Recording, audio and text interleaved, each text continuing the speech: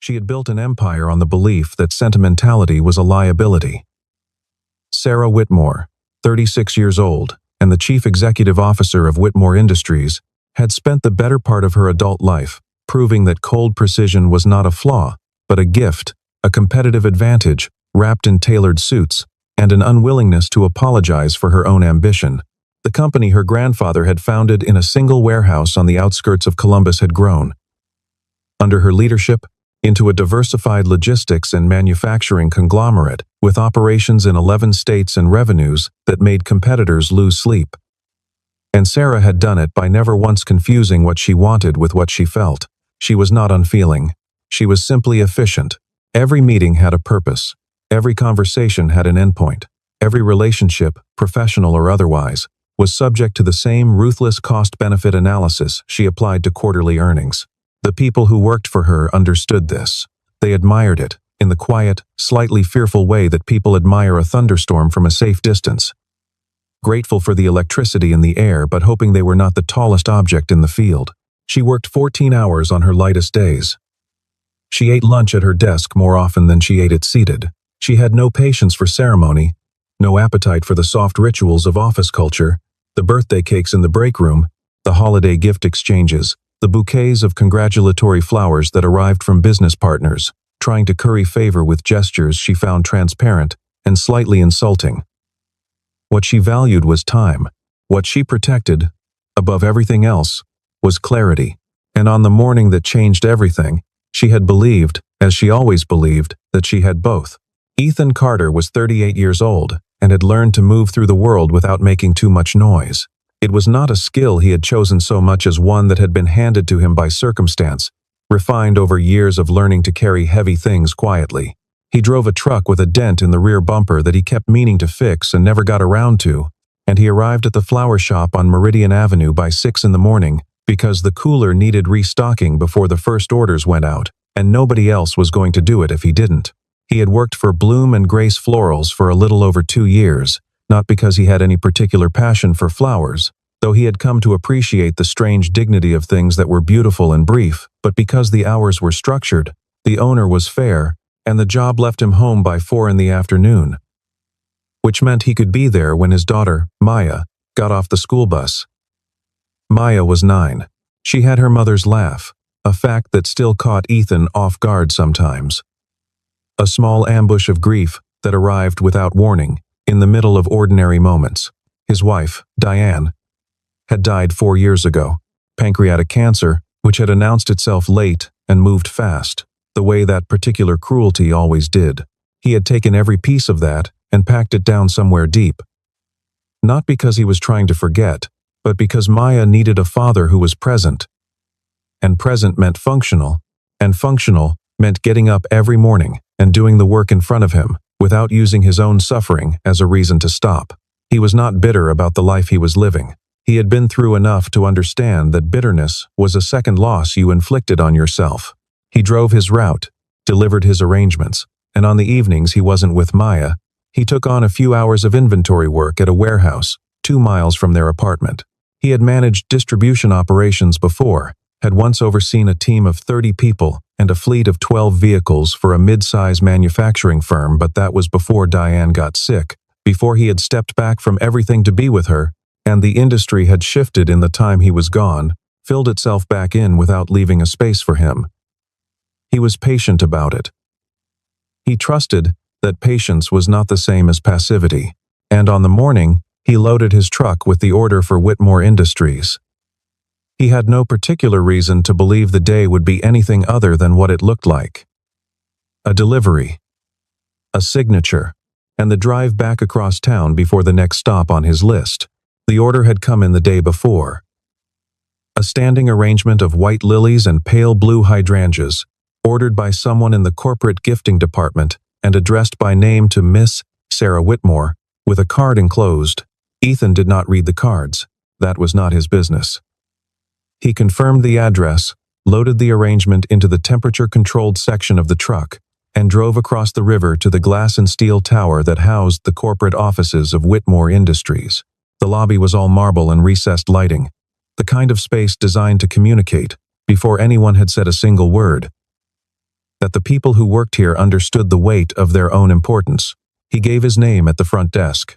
The receptionist, young, efficient, faintly apologetic in the way that people who work the gates of powerful places often learn to be made a call upstairs, and told him someone would be down to sign for the delivery.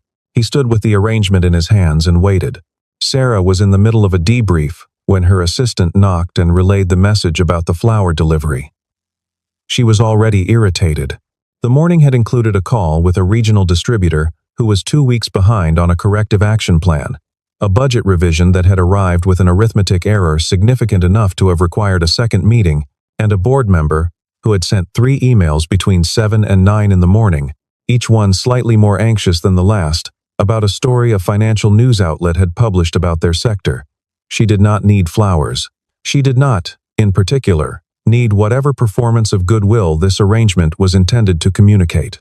She had learned early that gifts from business contacts were rarely gifts at all. They were opening bids, social currency spent in advance of a favor that would eventually be requested.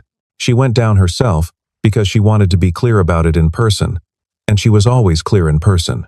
She came off the elevator into the lobby and saw him standing near the reception desk, a man in a dark green delivery jacket, holding an arrangement that was, she had to admit, carefully composed, white and blue and precise. She did not register the face particularly. She registered the situation. She walked across the marble floor with her badge still clipped to her jacket, and she spoke at a volume the room could hear, without her having to raise her voice, one of her more quietly devastating skills. She said she appreciated the gesture, whatever it was intended to represent, but that Whitmore Industries did not accept personal deliveries as a mechanism for establishing business relationships. She said that whoever had placed this order had her number through proper channels and was welcome to use them. She said it without heat, without cruelty, in the flat professional register she used for decisions that were not up for discussion. She was already turning back toward the elevator when Ethan spoke. "Ma'am," he said, quietly but clearly, "I think you might want to read the card first." She paused, not because she was moved, because she was surprised. Surprised that someone in his position, holding the short end of a public interaction, would choose to extend it. She looked at him directly for the first time. He was not combative. He was not embarrassed. He was simply still, in a way that was unusual. The way a person is still when they have decided they are going to hold their ground without raising their voice about it. She almost said something. Instead, she turned and walked to the elevator. Because the answer was no, and she had already said it, and she did not believe that elaborating on a decision made it more true. The elevator doors closed. Ethan set the arrangement down on the edge of the reception desk. He left the card tucked into the stems where anyone could find it. He nodded once to the receptionist, who looked at him with an expression that was trying very hard not to be sympathetic, and then he walked back through the glass doors to his truck. It was Heather, Sarah's executive assistant, who noticed it first. She had come down to the lobby for something unrelated, a package from the legal department, and saw the arrangement still sitting on the reception desk, unclaimed. The receptionist explained what had happened, briefly and with the careful neutrality of someone who has learned to describe things without editorializing. Heather looked at the card, still sealed in its envelope. On the front, in handwriting that was careful and unhurried, were the words, "For Miss Sarah Whitmore. Personal." The word personal had been underlined once. Heather took the card upstairs. She knocked on Sarah's office door and went in without waiting, which was a liberty she had earned over 4 years of working for someone who valued efficiency over formality. She set the card on Sarah's desk and said only that she thought Sarah should read it. Sarah did not look up immediately. She finished the sentence she was writing, put the pen down, and picked up the envelope with the mild impatience she brought to most things that arrived unexpectedly on her desk. She opened it. She read it once, then she went very still, and she read it again. The card was handwritten on plain paper, the kind someone had bought at a pharmacy rather than a stationery store, and the handwriting was neat and direct. It said that his name was Ethan Carter, and that his father had been a line worker at Whitmore Manufacturing in 1991.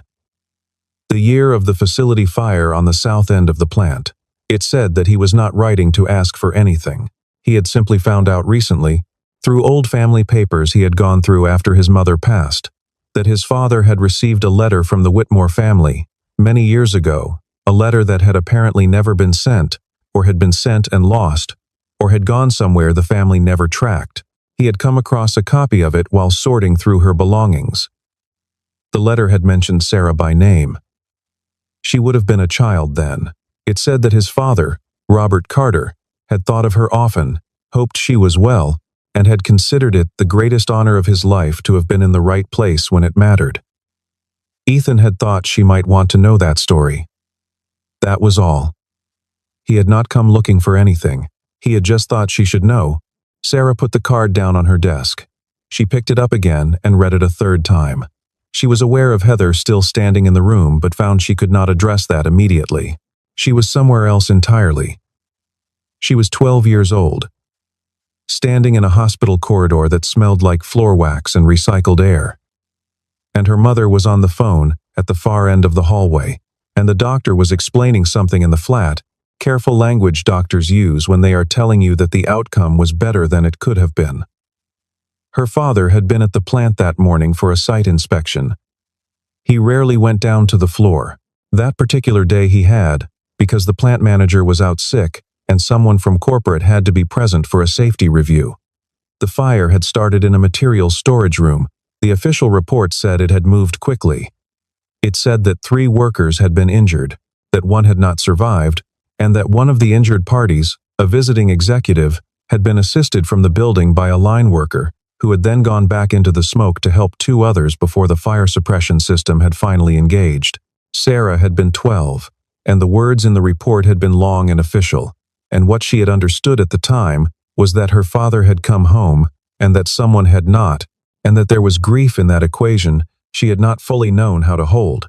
She had carried it the way children carry things that are too large for them, not fully.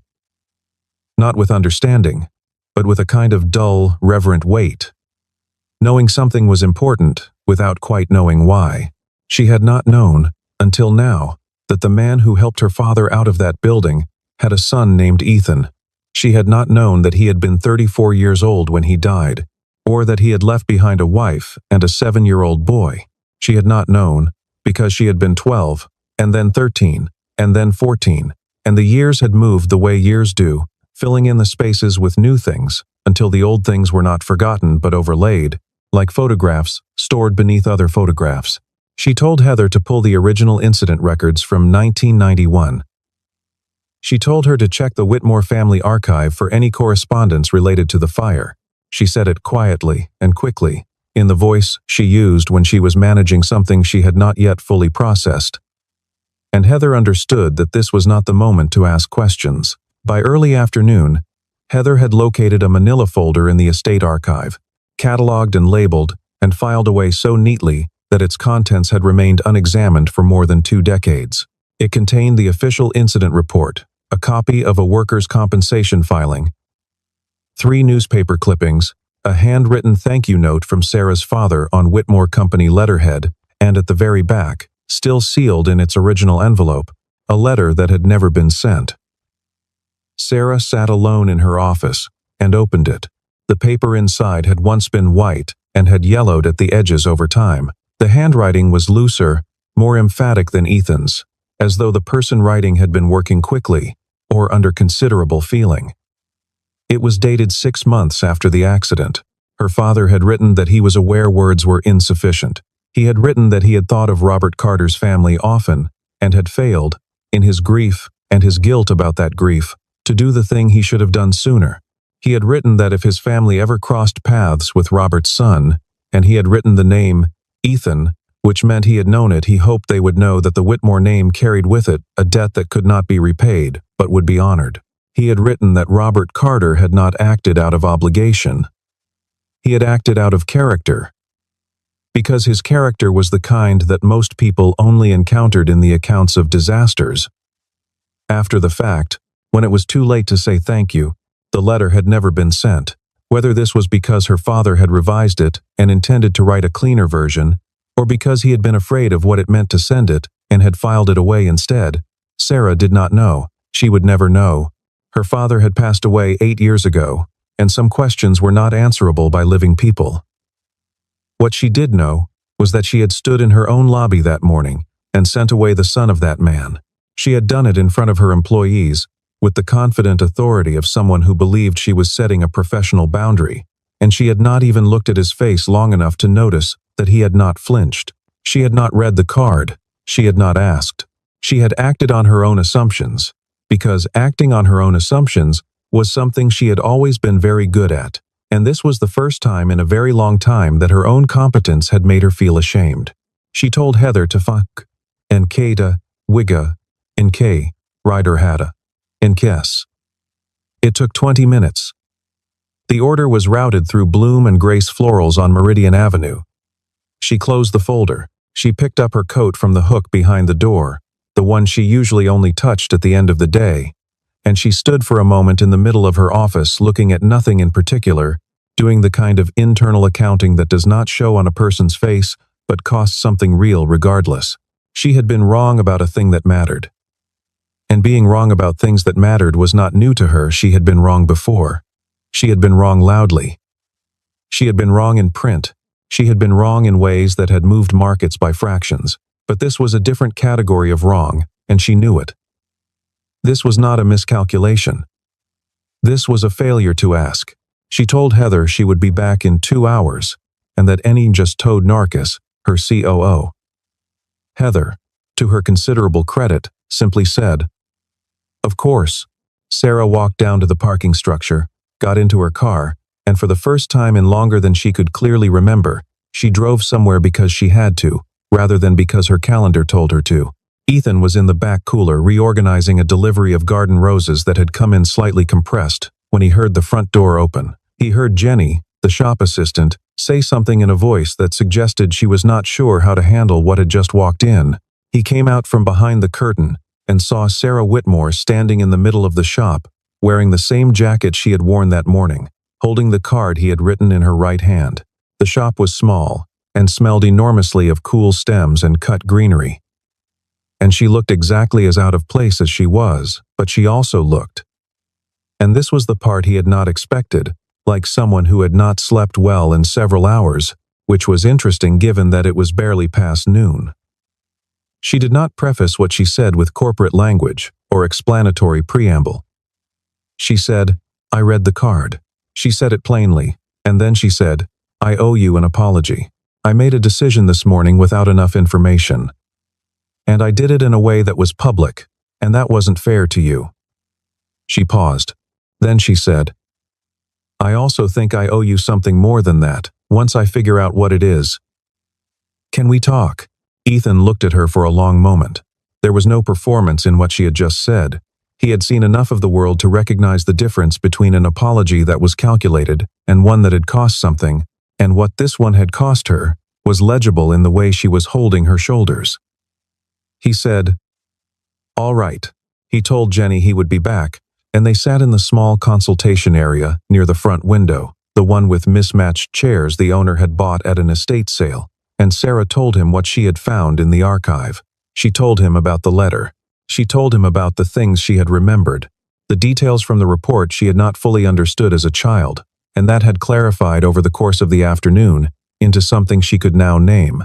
She did not dramatize it. She just said it, the way she said most things, with the forward momentum of someone who believed that honesty was more respectful than softening. Ethan listened. He was quiet for most of it. When she described the letter and the fact that it had never been sent, something shifted in his expression, not grief exactly, but something adjacent to it, the particular look of a person recognizing the shape of an old loss from a new angle. He told her that he had found his father's things in boxes his mother had kept in a storage unit for years. His mother had not talked much about the accident. He thought she had been afraid that talking about it would make his father's absence more real than it already was. He had found some commendation letters, a small monetary compensation notice from the Workers' Fund, and the copy of the letter his father's copy, apparently unsent, which he had kept for reasons Ethan could only guess at. He had not come to the Whitmore offices to claim anything. He wanted to say that directly. He had come because he had thought she might want to know the story, And because flowers had seemed like the right vehicle for a story about something that deserved to be acknowledged, which he understood in retrospect was perhaps a bit too abstract as a delivery mechanism. He said this last part with a dryness that Sarah hadn't anticipated, and she found herself almost smiling, which surprised her. She asked him, carefully, about his life. He told her without complaint the delivery work, the evening warehouse shifts, Maya, who was 9 and very particular about which books were good enough to read more than once. He said Maya had recently declared that a story did not count as a real story, unless something happened to somebody that they did not expect. He had told her that sounded like most of life. She had said that was exactly her point. He told Sarah about the management roles he had held before the logistics operation at Donnelly Manufacturing, where he had built the dispatch system from a spreadsheet and a whiteboard into something that actually worked, where he had learned that most operational failures were not technical problems, but communication problems dressed in technical clothing. He told her about the years he had spent understanding the difference between a process that looked efficient and one that actually was, and how hard it had been to convince people that those two things were not the same. He told her about the period of stepping away when Diane was sick, how he had not thought of it as a sacrifice at the time, because the word sacrifice implied a weighing of options, and there had been no weighing. There had only been the obvious thing, which was that she needed him, and he was going to be there. He told her that the industry had moved on without him, not cruelly, but indifferently, the way industries do, and that he had spent a year trying to re-enter it, before accepting that the doors he had known were no longer where he had left them. He had stopped trying to find the old doors and started looking for new ones. The flower shop had been practical, not poetic, but somewhere in the second year of it, he had realized that he did not actually mind the work, that there was a particular satisfaction in handling things that were fragile and treating them correctly, arriving when you said you would arrive and leaving the place better than you found it. He talked about all of it with the uncomplaining directness of someone who had made peace with what their life looked like and had mostly succeeded in doing so. He was not performing modesty. He was not fishing. He was simply telling her what was true. And Sarah, who had built her career on assessing people quickly, was listening in a way she rarely listened, without looking for the angle, without anticipating the ask, just taking in what was in front of her. She thought, somewhere in the middle of his account of the Donnelly distribution system, that she could not have described, before today, what it looked like when someone had genuinely learned something from difficulty, as opposed to simply survived it. She thought she was looking at it now. She thought it was quieter than she had expected. She said, before she fully knew she was going to say it, "I'd like to take you to dinner. I'm not offering you anything. And I'm not doing this because I feel guilty. Although I do. I'd just like to keep talking." Ethan considered that for a moment and said, "I have to be home by 4. She said that wasn't a problem. She said she knew a place near the school bus stop on Cartwright Avenue, if that helped. He looked at her slightly more carefully after that and said, "You looked up where I live." She said, "I looked up where the shop was. The bus route was in the same general area." He said, "That's a polite way of saying yes." She said, "I have my moments." Over dinner, at a quiet Italian place that had no interest in being fashionable, Ethan told her more about the years after Diane died. He had not talked about this with many people. He was not entirely sure why he was talking about it now, except that Sarah listened with the same attention she appeared to bring to everything, not empathetic in the performed way, not leaning forward with the expression of someone who wanted to be seen listening, but actually processing, actually present. He told her that the hardest part had not been grief exactly. The hardest part had been continuing to be a capable person, while also being a person who had lost the most important thing. He had found, slowly, that those two things were not incompatible. But it had taken a long time to trust that. He had worked his way back to something solid, and what he had built was smaller than what he had imagined for himself at 25. But it was real and it was his, and he was not interested in having it treated as something pitiable. Sarah said she understood that. She said she had spent most of her professional life defending herself against a similar assumption that a woman in her position must be compensating for something, must be driven by damage, must need to be understood, through the frame of what she had lost, rather than what she had chosen. She said she had overcorrected in ways that had cost her. Probably more than she fully realized. It was more than she usually said about herself to anyone, and the fact that she said it here, in this restaurant, on this particular day, struck her as strange, and also somehow correct, the way certain things are correct that you cannot fully explain. She said, before the check came, that she wanted to offer him something and wanted to be clear about what it was. She was not doing it because of his father, although his father deserved to be honored, and she intended to think carefully about how. She was doing it because of everything he had just told her. She said she had a position opening in operations management, real work, with a salary and a growth path and no charity in it, and that based on what he had described, he was likely qualified. She would like him to come in and talk to the team. If it was a fit, it was a fit. If it wasn't, she would tell him directly. Ethan sat with that for a moment and asked whether she was doing this because she felt she owed his family something. She said she was doing it because he had run logistics operations for 3 years and she had a department that needed exactly that experience. Those two things were happening simultaneously and were both true, and he could decide whether that was a problem. He thought about it and said it was not a problem. She picked up the check. He did not argue about it. They walked out into the early evening, and the air had gotten colder while they were inside, and both of them noticed it, and neither one mentioned it, which was its own kind of conversation. The conversation with her leadership team, when Sarah raised the idea the following morning, did not go smoothly. Marcus asked whether this was a personal decision disguised as a professional one. She said all hiring decisions involved both, and that the real question was whether the candidate was qualified, which she believed he was. A vice president named Catherine raised concerns about optics, about a CEO personally recruiting someone with whom she had an existing personal connection. Sarah said the connection was to a man who had died 3 decades ago in a fire at one of their facilities, and that if Catherine thought that constituted favoritism, she was welcome to re-examine the word. She was not asking for consensus on whether to bring Ethan in for an interview. She was informing the team that the interview would be happening. His file would be assessed by the same panel that evaluated every operations candidate with the same rubric. And if he didn't meet the standard, he wouldn't get the role. If he did, the conversation was over. There was a silence in the room that had several different textures. Then Marcus said, "All right," and they moved to the next item on the agenda. Ethan came in the following week wearing a suit that was slightly dated but well kept, the kind of suit a man owns who does not often need one, but has maintained it carefully against the possibility. He sat with the operations panel for 2 hours. They asked him about capacity planning, about staff scheduling, about system failures he had navigated, and what he had done differently afterward. They gave him a scenario, a major logistics disruption with 3 simultaneous variables, and they asked him to walk through his response in real time. He drew a rough flowchart on the whiteboard, talked through his prioritization logic, identified 2 risk factors the scenario writers had intentionally buried in the details, and proposed a workaround that one of the panelists later told Sarah she had not considered. He was not polished in the way of someone who had spent years in boardrooms.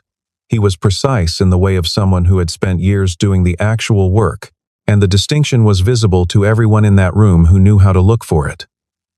He was offered the position, provisional 3-month assessment period, clear metrics, no favors built into any of it.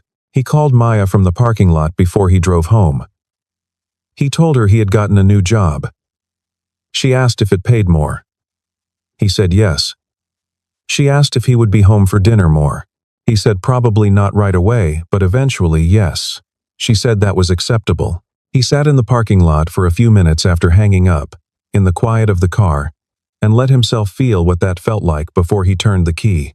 The first 3 months were not easy. He was learning a new system, a new culture, a new set of stakeholders with their own histories and informal hierarchies, and the accumulated scar tissue of previous decisions that no one had fully explained to anyone who arrived after the fact.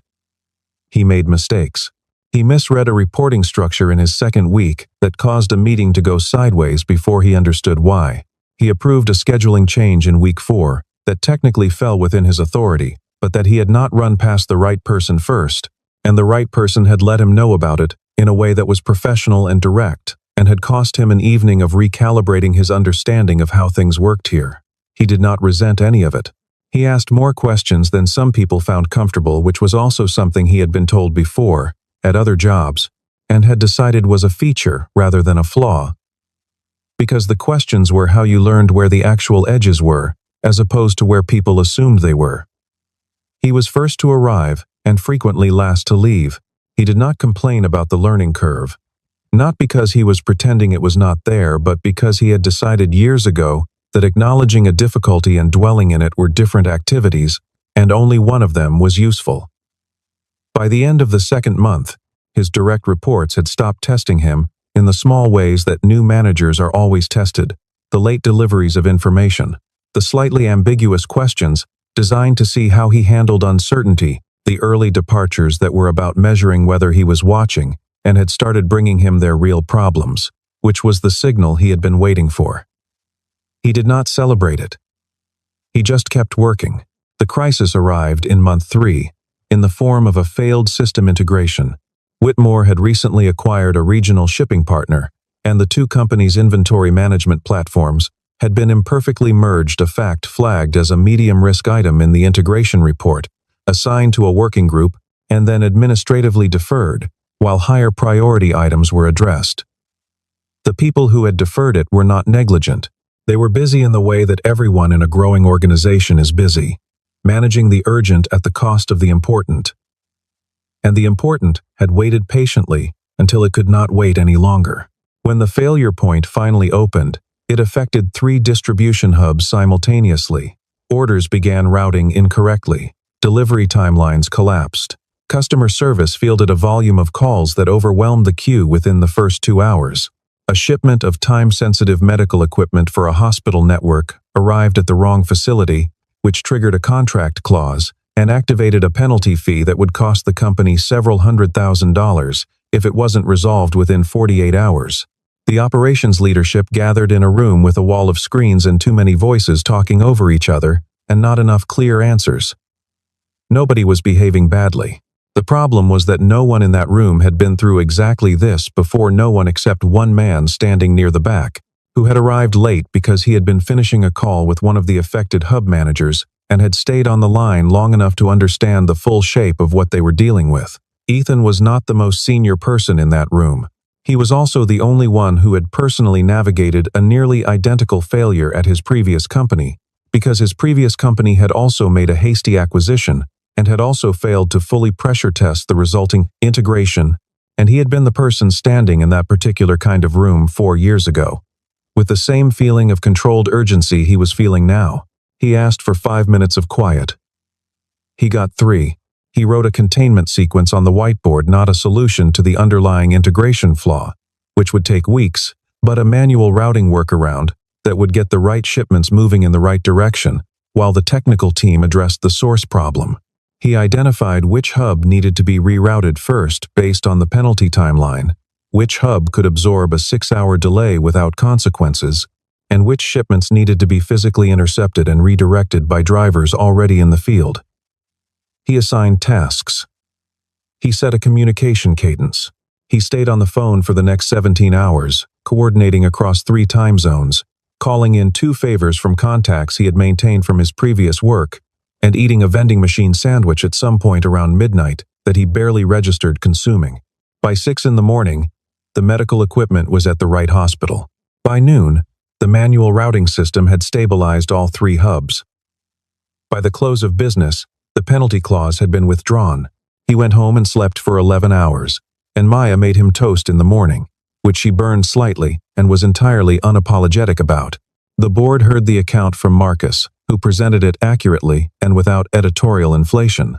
The leadership team had a longer and more private conversation afterward, and the texture of that conversation was different from the one they had been having 3 months earlier. Catherine did not say much, but she sent Ethan an email the following afternoon that was 1 sentence long. "Good work on the hub situation." He replied with equal brevity and moved on. Sarah heard about the resolution the morning after. When she was in Chicago for a meeting she had not been able to reschedule. Marcus sent her a summary.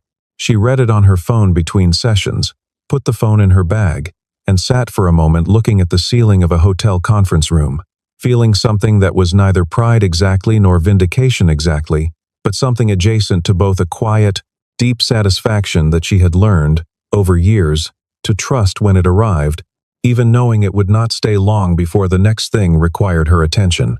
1 year from the morning, Ethan had carried a flower arrangement through the lobby of a building that had not wanted it.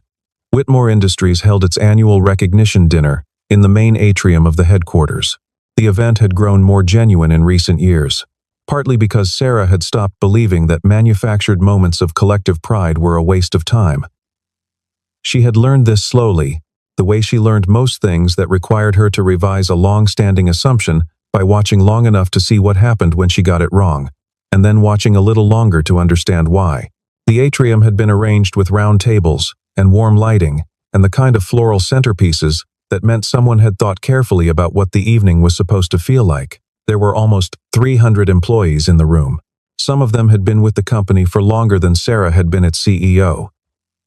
They were all here, and the room had the atmosphere of a place where people were actually glad to be, which was not something that could be manufactured with lighting alone. Ethan had been promoted 2 months earlier to Director of Operations. The role came with a team of 22, a mandate to redesign the regional distribution network, and a salary that had allowed him to put a deposit on a house in a neighborhood with better schools and a yard that Maya had inspected with the serious deliberative attention she brought to all major decisions before formally approving it. She had walked its perimeter twice, noted the proximity to a good oak tree, and announced that it was acceptable. He had laughed so hard at that he had to sit down on the back step. He was at the dinner. He sat at a table near the front, because his department had been recognized for 3 operational milestones in the previous year, and he had reached the point where sitting near the front no longer felt uncomfortable, which was, itself, a kind of milestone he did not announce to anyone. Sarah stood at the podium at the end of the evening, after the awards and the remarks and the dessert, and said she wanted to tell a story. She said it had happened a year ago, in this building, and that some of the people in the room might remember pieces of it, though not the whole of it. She told the story plainly and without ornament: the delivery, the lobby, the public refusal, the card she had nearly left unread. She told them about the archive, the letter her father had written and never sent, the fire at the South plant in 1991, and the man named Robert Carter, who had not survived it but whose son was sitting at the third table from the left and was probably already wishing she would wrap this up. There was laughter at that, including from Ethan, who was looking at his water glass with the expression of a person who has decided that the dignified response to being spoken about in public is to appear as though he is thinking about something else entirely. She told them about the afternoon she had driven across town to a flower shop on Meridian Avenue because she had been wrong about something and it had mattered enough to correct in person. She said she had learned that year something she should have understood sooner: that the company she was running was not just a system of processes and metrics and quarterly reports, but an accumulation of the things people did for each other, quietly, without recognition, in moments no one was watching. She said she believed that competence and character were not separate attributes. She believed that what Robert Carter had done in that building in 1991 was the same quality his son had brought to an operations room at 2 in the morning, with a wall of failing screens and a set of problems that hadn't been solved yet. She said some qualities did not die with the people who carried them. She said she was grateful for both of them, in ways she was still in the process of fully understanding. Then she stepped back from the podium and nodded to her assistant, who brought out a frame, a professional conservation frame with archival glass, the kind used for things meant to last.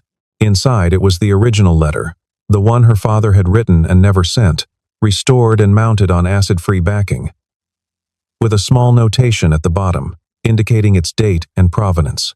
She walked to Ethan's table and set it in front of him. The room went quiet, in the way rooms go quiet when something real is happening that no one wants to interrupt with a lesser sound. He looked at the frame. He looked at his father's name in the notation at the bottom. He looked at the letter itself, the one he had only ever known through a copy found in a storage unit. and the expression on his face was the expression of a person receiving something they had not known they were waiting for. He said, quietly, "Thank you." Sarah said, "No."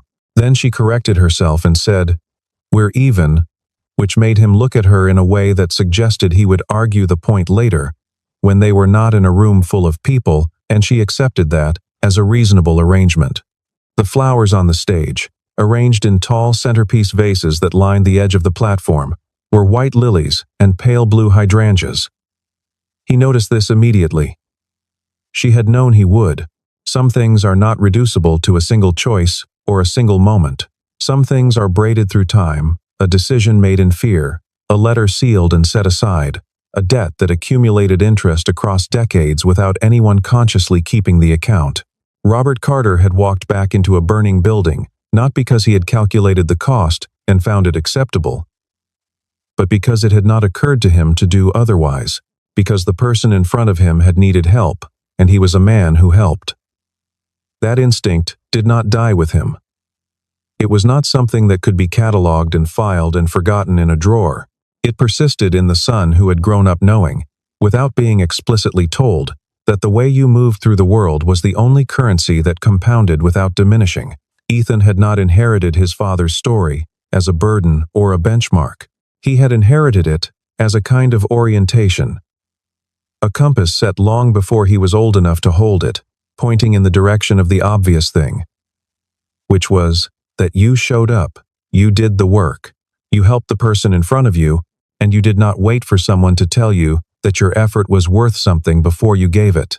It persisted in the daughter of the man who had been pulled from that building, who had grown up harder and more certain than perhaps she needed to be, but who had walked into a flower shop on a Tuesday afternoon because she had been wrong about something and it had mattered enough to correct in person, and who had learned, in the year that followed, that the most valuable thing she had ever done as a leader was not a strategy she had crafted or a deal she had closed, but an afternoon she had spent sitting in a mismatched chair listening to someone she had almost refused to meet. The world makes its accountings in strange currencies, at uneven intervals, in moments that no one has scheduled or anticipated or put on a calendar.